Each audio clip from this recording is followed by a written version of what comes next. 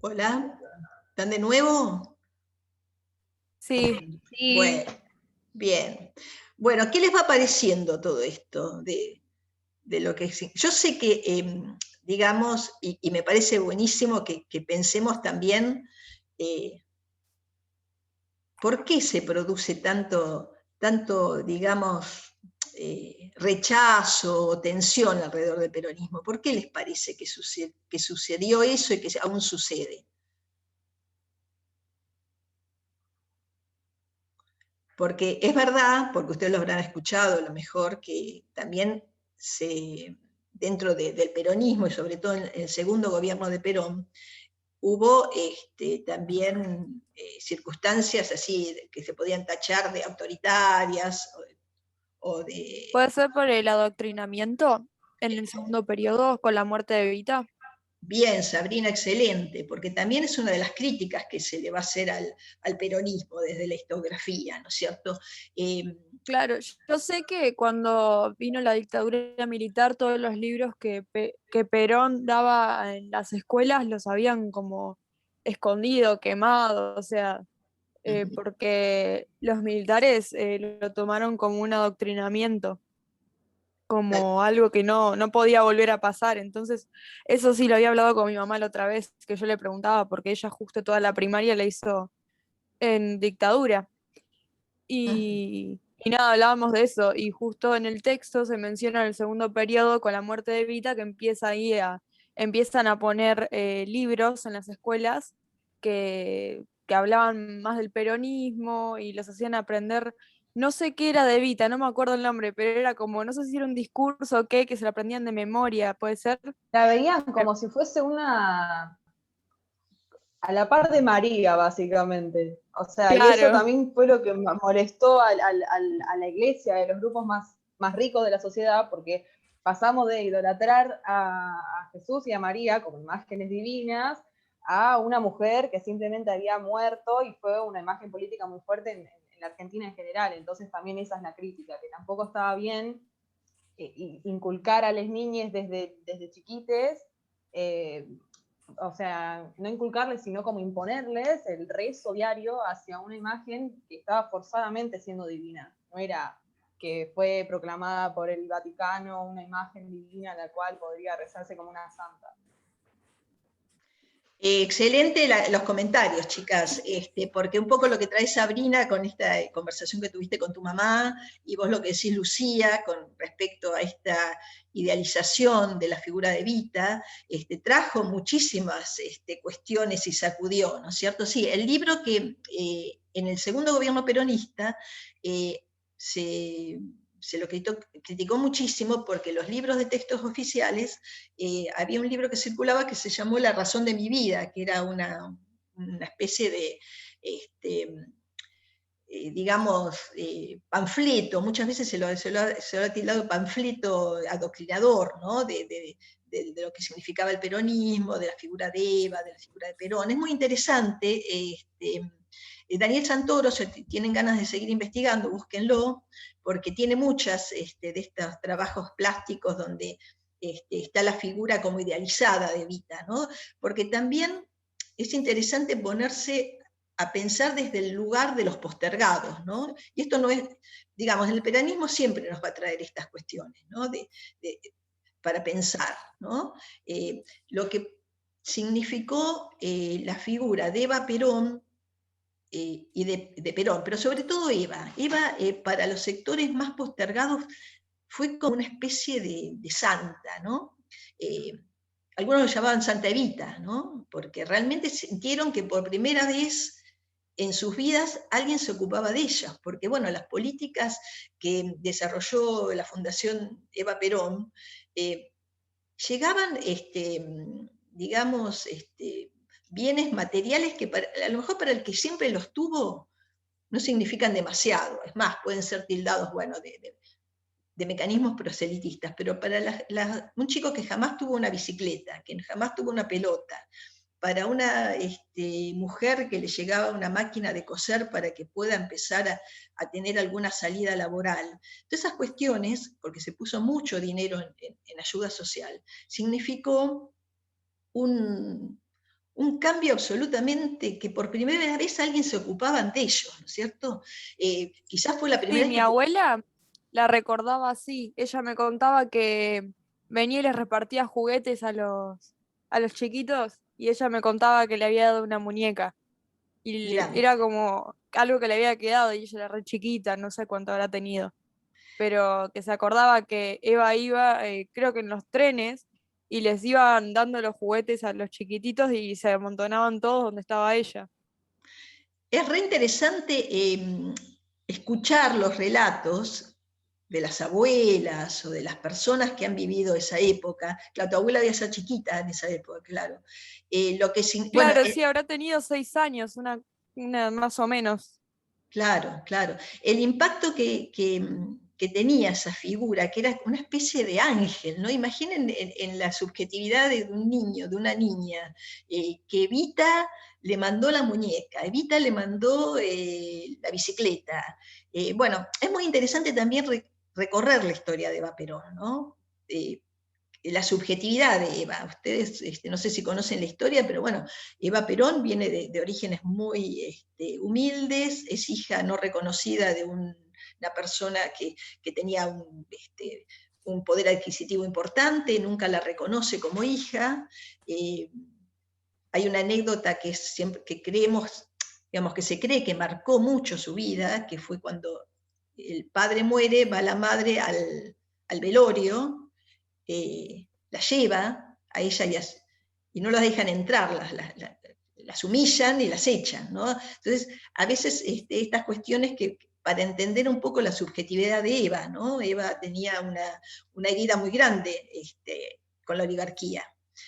Bueno, la cuestión es que es una figura, pero recontra interesante, es una figura interesante para leerla desde el feminismo, para leerla desde los movimientos de mujeres, para también contextualizar la época y con sus luces, sus sombras, sus cuestiones como para ser debatidas, pero lo que ustedes están trayendo desde ese registro que tuvo la abuela cuando recibió, pues, que era una niña en ese momento, esa bicicleta, piensen que hay gente que por primera vez en su vida conoció el mar, que era, de alguna manera gracias al turismo social, venían del interior, jamás hubieran soñado ir a conocer el mar. Bueno, gracias a las políticas, digamos, sociales, estas cuestiones, por eso dejaron una marca muy fuerte en la sociedad argentina. ¿eh? Y hay que pensarlo en su contexto y desde este cambio tan grande, ¿no? Por eso cuando yo les digo que si pueden lean un peronismo de juguete, ahí justamente, y si vos, Sabrina, se la podés hacer escuchar a tu abuela el cuento, vas a ver que tu abuela se va a sentir muy reconocida en lo que relata Soriano. Me parece que puede ser una experiencia muy linda que puedas tener con tu abuela, porque te va a contar Sí, seguro. muchas cosas que a veces la historia y los libros, bueno, van como tomando distancia desde lo afectivo, pero bueno, tenés la suerte que tenés una abuela que te puede contar estas cosas. Así que te invito a que escuches el cuento, que lo hagas de escuchar a la abuela también. Bueno, vuelvo un poquito al Power, a ver. Y, a ver, ¿dónde?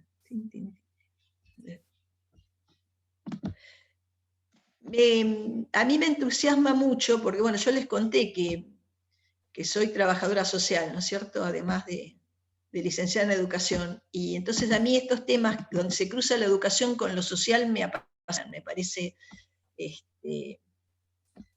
súper interesantes. Bueno, fíjense acá, otra vez, muchos artistas plásticos se han ocupado del peronismo, porque el peronismo da para mucho, da para la literatura, para la música, para las artes plásticas, ¿no? Porque fue tan fuerte la marca que dejó. Bueno, acá tenemos otra vez a Santoro, fíjense, la famosa heladera. ¿Se acuerdan que en el teórico se habló de la SIAM?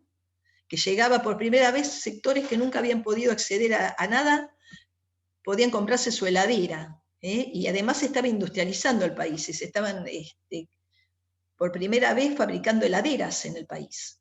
Bueno, la máquina de coser, ¿no? Piensen que Evita también, desde su fundación, hizo llegar máquinas de coser a las mujeres que, bueno, le podían hacer sus delantales a la nena, su ropa. Fíjense que la nena, que tiene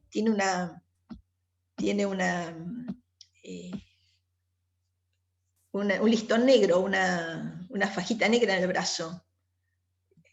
¿A qué alude? ¿Se los han contado? ¿Lo han visto en alguna película? Cuando muere Evita se decreta luto por varios días. Bueno, y se obligaba, digamos, eso es otra de las cosas que se lo ha criticado al peronismo, esto de obligar a usar el listón negro en señal de luto, ¿no? Eso podía ser como criticado también. Ustedes también van a escuchar historias de estas. Y van a escuchar historias ciertas y historias que tampoco son tan ciertas, porque las pasiones, a veces la bronca, el odio, el resentimiento que ha traído, digamos, las cuestiones de proscripción del peronismo y de un lado y de otro, hacen que hay cuestiones que no son tan ciertas, pero eso es lo que también uno tiene que aprender a poder ir a las fuentes de la historia. Me encanta esta imagen, fíjense, este es otro artista, no me acuerdo el nombre de este artista, pero fíjense qué bien que están retratados los rostros, ¿no? De esos obreros, de esos postergados.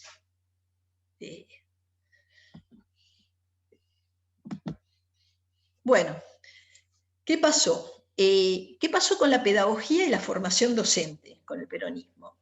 El peronismo se ocupó Sarmiento de educar a las masas, pero desde otra concepción.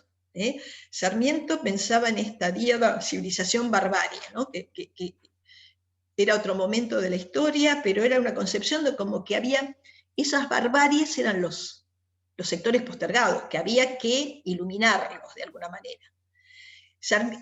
La concepción peronista habla de otro tipo de concepción de la educación, ¿no? Una educación que va a ayudar a que los sectores más postergados puedan tener trabajo, puedan crecer políticamente, incluirse en un proyecto de país. Y para eso, otra vez, la pedagogía es una herramienta fundamental, como lo fue para la concepción de la modernidad en su época de creación del sistema. Otra vez, la educación es la herramienta fundamental para cristalizar el proyecto de país. Bueno, ¿qué es lo que va a cuestionar el peronismo de la educación hasta el momento? El carácter enciclopedista, memorístico, como que era una formación alejada de lo práctico. El peronismo trata de hacer un enlace fuerte con las cuestiones prácticas, y sobre todo con esto que tiene que ver con el trabajo.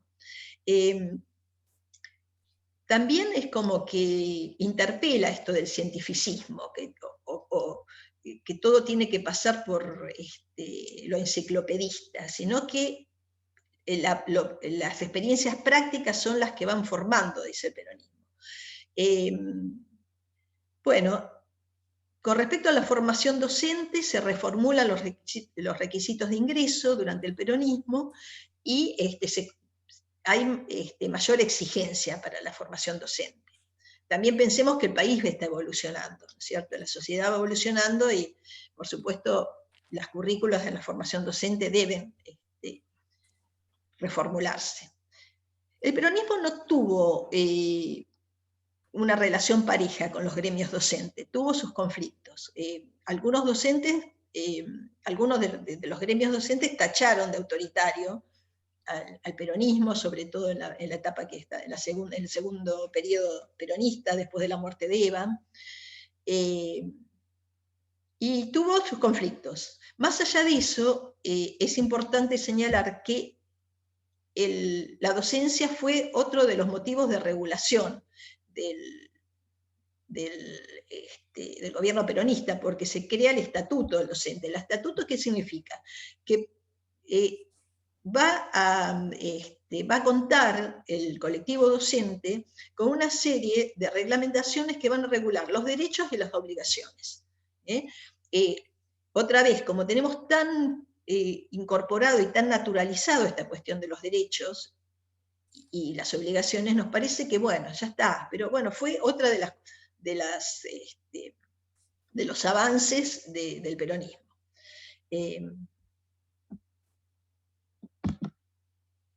Bueno, fíjense, acá está una fotografía de las escuelas hogar que se crearon por todo el país para albergar a los chicos más desprotegidos y darles a su vez educación.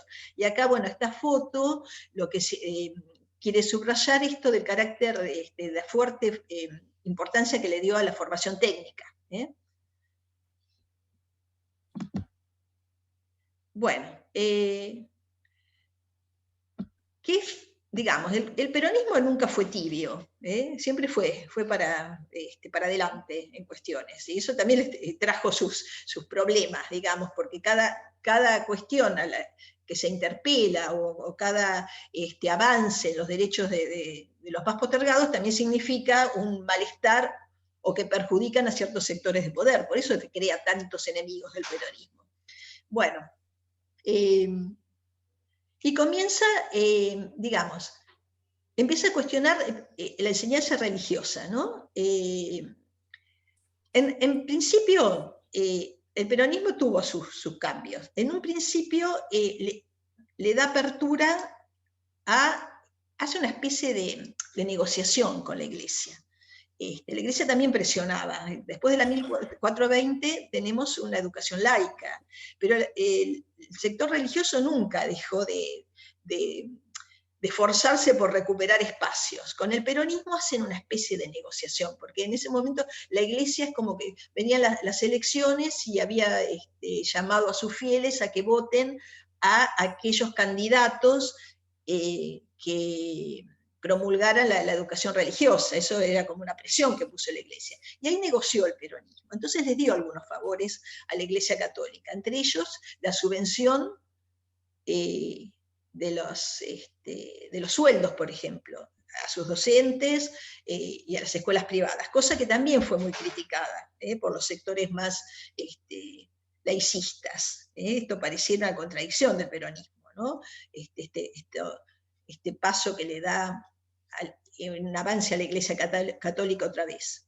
Y bueno, incorpora el trabajo al currículum, cosa que también molestó un poco porque se lo tildaba de que, bueno, dejaba de lado la formación más ilustrada. Bueno, esto también creó tensiones y trajo, bueno, propuestas novedosas y alternativas al sistema educativo que vamos a ver.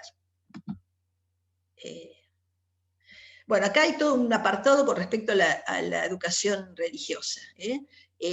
Después, en el segundo gobierno de Perón, todo mal con la Iglesia. Se tensó la relación, hubo una serie de cuestiones que hizo que haya muchos problemas entre la Iglesia y el peronismo. Bueno, también eso sumó al golpe de Estado, ¿no? Este conflicto tan fuerte con la Iglesia.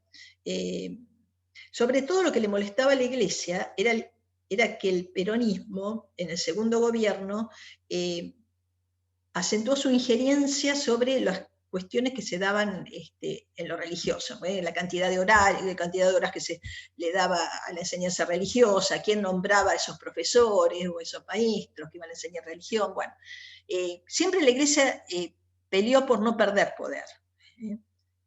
Y esto desde los inicios del sistema educativo lo fuimos viendo, como la Iglesia siempre empujó por no perder poder. Cuando se reforma la Constitución en 1949, bueno, ahí se termina de romper la relación del peronismo con la Iglesia. Bueno, capaz que les contarán que la revolución del 55 hubo quemas de iglesias, bueno, fue duro, fue muy duro.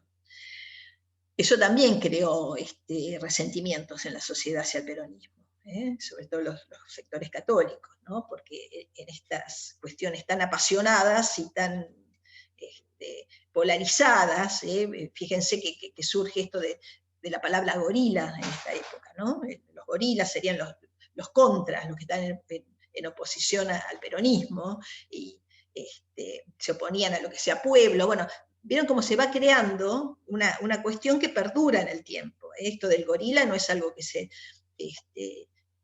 que ha quedado atrás, ¿no? Todavía forma parte del vocabulario nuestro, ¿no? Así que bueno, esto tuvo su origen en la época del primer peronismo. Sobre todo en el segundo se acentúan los conflictos. Y algo que, en esto sí que les voy a pedir que presten mucha atención porque seguramente va a ser algo que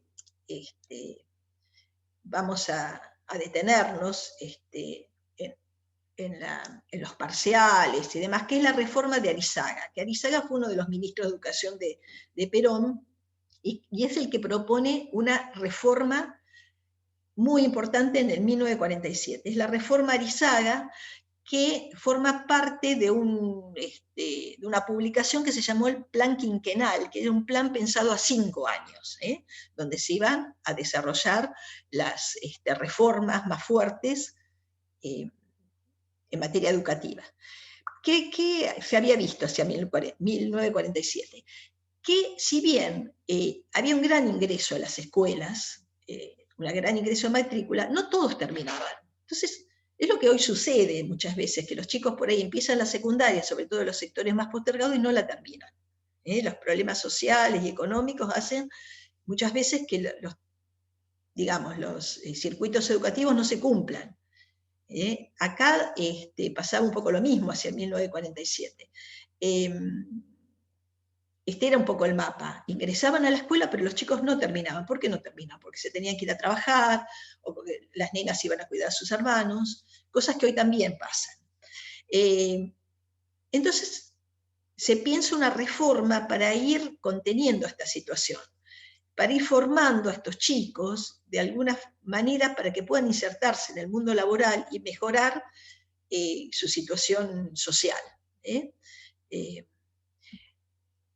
También desde lo cultural el currículum empieza a tomar un cariz más nacionalista, darle mayor acento a nuestra historia como país latinoamericano, nuestra historia con nuestro idioma, la historia de nuestro país, de nuestros símbolos, de nuestros próceres, tenía un tinte también, tuvo un tinte nacionalista, además de la formación técnica.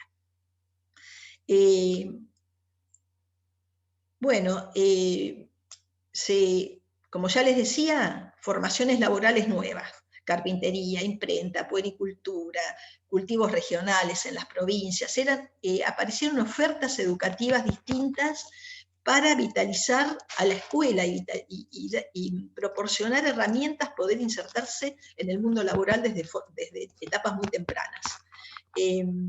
Hubo una reforma de la enseñanza media, donde se implementaron bachilleratos con especialidades, la formación docente se extiende 1 año, y se busca también unificar al nivel medio, que estaba muy, con ofertas muy diferentes, que ya venían arrastrándose de periodos anteriores, y poder darle un marco unificado.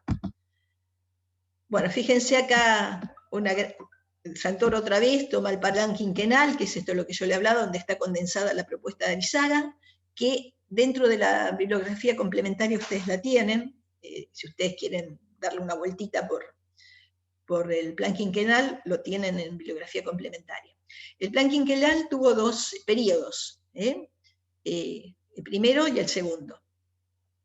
Y bueno, están condensadas ahí las ideas de Arizaga, que fueron muy importantes y que tuvieron un pensamiento nacional, popular, y además estaban muy relacionadas con el pensamiento de la escuela nueva. Ustedes recuerden, no sé si lo han visto en otras asignaturas, que la escuela nueva fue un movimiento de renovación de las prácticas pedagógicas, bastante progresistas para la época, donde habla de una educación relacionada más con experiencias prácticas, con el hacer. Es muy interesante el movimiento de la escuela nueva.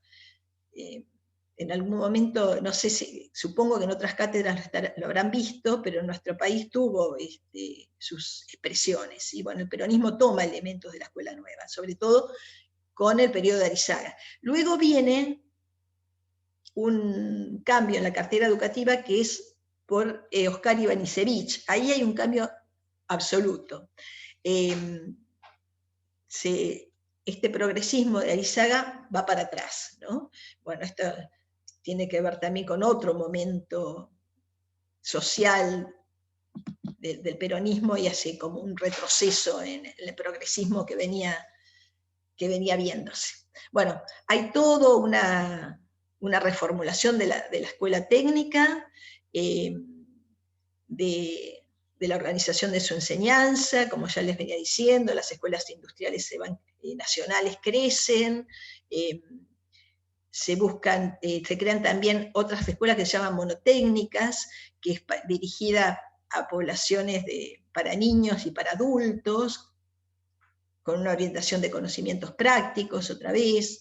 La practicidad es muy importante en la oferta educativa. Y hay algo en especial que nos vamos a atender, que es la formación obrera, también obrera pensada dentro de las fábricas, no solamente en el sistema educativo, sino formación muy relacionada con las fábricas, ¿no? Entonces, ya se formaba desde muy chiquitos para el trabajo. A los aprendices,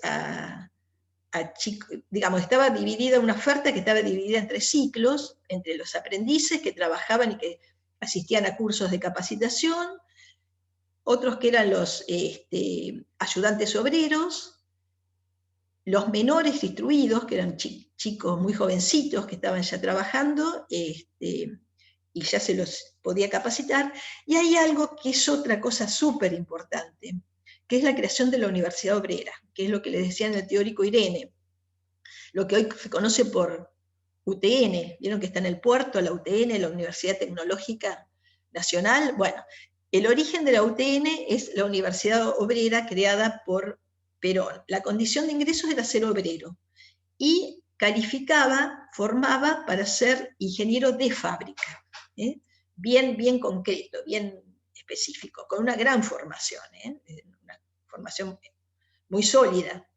Fíjense, y las universidades obreras fueron creadas en distintos lugares del país, y en lugares estratégicos. ¿Por qué se crea Mar del Plata la UTN? Porque estamos en una zona portuaria, hay digamos, un perfil industrial portuario muy importante. Entonces, bueno, se crea la UTN, y así en otros lugares del país que tenía que ver con la formación industrial, técnica. Bueno, acá otra vez nos extendemos en la Universidad Obrera, es un hito cultural. Imagínense, por primera vez en la historia de un país que venía muy de la ilustración, muy del enciclopedismo, se piensa una universidad para obreros, hijos de obreros. Es revolucionario. Es revolucionario porque es pensar a los sectores, digamos, obreros como destinatarios de formación universitaria.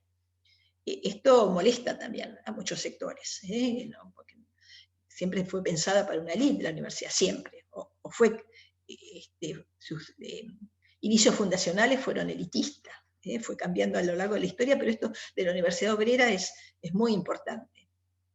Entonces, bueno, es un hito cultural, es un hito social, es un hito educativo, y decimos que el peronismo siempre fue como planteando estas díadas, ¿no? De democracia a elitismo, pueblo a oligarquía, los demás descamisados, que serían los aspirantes por ejemplo, a la Universidad Obrera, en contraposición a los doctores. Digamos, la importancia de que es tan importante los saberes manuales como los saberes intelectuales, porque ustedes saben que hay una representación social que todos tenemos como que los saberes manuales son menos importantes que los intelectuales. De hecho, siempre fueron menos, digamos, pagados económicamente menos la formación manual que la formación de un profesional liberal, ¿no? De un doctor, de un abogado, de un ingeniero, ¿sí? Que nos quedan 10 minutitos para ir cerrando. A ver. Bueno, fíjense que eso también es un nuevo discurso que trae el peronismo. Bueno, Ya hablamos de la sociedad de beneficencia en contraposición a la Fundación Eva Perón, de la acción social del peronismo, de cómo se amplía el derecho a ciudadanía, y esto que decíamos antes, cuando estábamos charlando, que hacia finales del primer periodo peronista se produce un viraje hacia estrategias de mayor control y regulación de la participación. Sí, se endureció el peronismo, es verdad, cuando tenemos esos comentarios que se puso autoritario, que había control de lo que se decía. Bueno, es verdad, negarlo sería negar, digamos, las contradicciones de la historia que permanentemente están. Yo pienso a veces que es un poco como cuando pensamos en la sociedad cubana, ¿no? Que también está llena de contradicciones y de polémicas y demás. Al peronismo un poco sucede lo mismo. No nos pasa desapercibida estos modelos, ¿no? Y todos tienen sus tensiones, sus contradicciones, podríamos hablar horas, ¿no? Del modelo cubano o del modelo, bueno, peronista, pero hay que siempre pensarlo no como cuestiones blanco o negro, sino en sus contradicciones y en sus contextos, con todas sus complejidades. Bueno, cambios discursivos, eso ya lo habíamos visto, y cierro con esta foto, que me parece muy gráfica. Fíjense, vemos a sectores postergados que están en la fuente refrescándose los pies. ¿Escucharon esto de las patas en la fuente? Cuando las... Sí.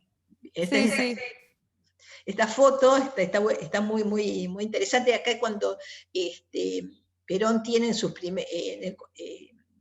digamos, es perseguido al comienzo de su gestión, en su gestión desde el Ministerio de Trabajo, es sancionado, lo encarcelan, y el pueblo, el famoso 17 de octubre, va llegando hacia el centro manifestándose para que liberen a su líder.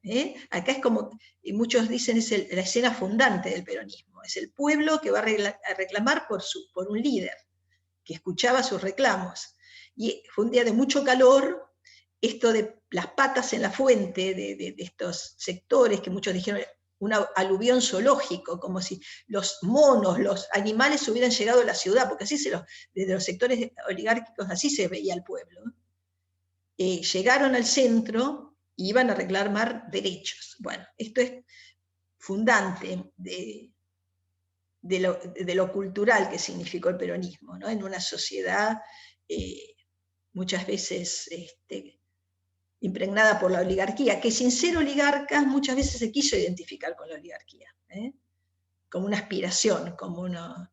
Entonces termina convencida de ser lo que no es. Bueno, esto es todo un tema para analizarlo sociológicamente y para seguir pensándolo, porque es un tema de nuestros días de hoy. El título de la foto dice: el peronismo es una clave de lectura y un analizador del conflicto social argentino, y es tal cual. Podemos leer la sociedad argentina y los conflictos sociales en clave peronista, para entender muchas cuestiones. Yo siempre digo, nada es cerrado, ¿no? Tenemos que pensar todo en términos de complejidades, ¿no? Ni bueno ni malo, pero sí conocer la historia para poder entender nuestro presente. Y nuestro presente en lo educativo, y nuestro presente en lo social, y nuestro presente en lo político. Por eso a mí me parece muy, muy interesante este capítulo de nuestra historia, ¿sí? Bueno, si quieren hacer algún comentario de lo que fuimos viendo, de qué les pasa a ustedes con esto, con estos temas. Por supuesto, digamos, no somos indiferentes, todos tenemos una postura, ¿no? Alrededor de la historia, y ustedes también la van a tener, o si no, si ya la tienen, quizás ya la tienen, y si no, la irán conformando, reformulando. Pero es interesante pensarlo. Yo, por ejemplo, les cuento así rapidito mi experiencia. Yo nací en un hogar antiperonista, pero total, absolutamente antiperonista. Todas estas historias alrededor del peronismo eran todas muy negativas. Bueno, yo a lo largo de mi, digamos, de mi experiencia personal y mi experiencia como, en muchos sentidos, ¿no? Como ciudadana, como docente, fui entendiendo otras cosas. Y bueno, hice, digamos, un pasaje en mi forma de pensar y de ver las cuestiones políticas y sociales. Así que bueno, esto de ir como posicionándonos, les va a ir pasando a lo largo de su vida, ¿no? A veces uno no lo termina de hacer muy joven, o sí, o a veces sí. Depende de la historia, digamos, de nuestras familias, mi familia era, hablar de política era mala palabra. Bueno, tuve que hacer todo un recorrido y un salto personal para empezar a pensar las cuestiones de otra manera. A ustedes seguramente, como a todo ser humano, le va a pasar lo mismo. Así que bueno, es todo un tema para ir pensándolo. ¿Qué les interesa este tema? ¿Les parece convocante, que les da ganas de leerlo? ¿Te pasa, Lucía, que sí? Que te veo la carita que sí. Sí, a mí particularmente este tema, cuando arrancaste la clase que dijiste que te resulta apasionante, a mí me representó mucho lo que dijiste porque me pasa exactamente igual. Yo me acuerdo cuando era la secundaria, cuando vimos este tema, me encantaba, o sea, me encantaba porque justamente por lo que decía yo hace un rato, de que yo siento que le dio representación política a un sector que hasta entonces no existía. O sea, no al punto de lo que veíamos ponerle con Sarmiento en cuanto a civilización y barbarie, no era considerado, si querés, como tal una barbarie, pero jamás los sectores ricos, la oligarquía, jamás le dio lugar al poder de participación, al que alguien te escuche lo que vos pensás y lo que vos considerás que para vos es importante como persona. Ya para mí fue un gran cambio, por eso como la imagen que muestra ahí, las patas en la fuente, de tanta representación y seguimiento que tuvo para mí, que tuvo en general Perón y también Evita, obviamente. Sí, para mí tiene que ver con eso. Sí, yo la verdad que me encanta y me gusta mucho cómo lo trata Arata de Mariño, me gusta, obviamente el texto de Arata de Mariño tiene un posicionamiento, nos damos cuenta, ¿no? Pero también da pinceladas de las contradicciones, ¿no? Y de las tensiones y los debates que hay alrededor de esta época y que las seguirá viendo y las vivimos hoy, las vivimos digamos, de alguna manera este nuevo peronismo, que ahora bueno, es un frente, está conformado por un frente, de alguna manera reedita algunas de estas cuestiones que se iniciaron en el 45. Si pudiéramos ir y venir entre lo que sucedió en este periodo que estamos estudiando y lo que sucede hoy, vamos a ver algunas similitudes, ¿no? Y cuestiones que se reeditan en estas. Alguien lo tachó, ¿se acuerdan con esto de la grieta, esto de hablar de la grieta, ¿no? En realidad, para mí personalmente pienso que de alguna manera las diferencias y las grietas siempre estuvieron desde los inicios de la humanidad, digamos. Pero en este momento donde parece que todo hay que rotularlo como para, digamos, ponerle un título a las tensiones y separar más y crear resentimientos donde por ahí no debería haber debate, debería haber respeto por el pensamiento del otro. Bueno, hay cuestiones que ya sabemos que responden a intereses, bueno, se agregan en esta época esto de los medios de comunicación, cosa que, bueno, en el 45 digamos, teníamos la radio solamente. Fíjense cómo se ha complejizado ahora todo, porque además de las redes, de las noticias falsas,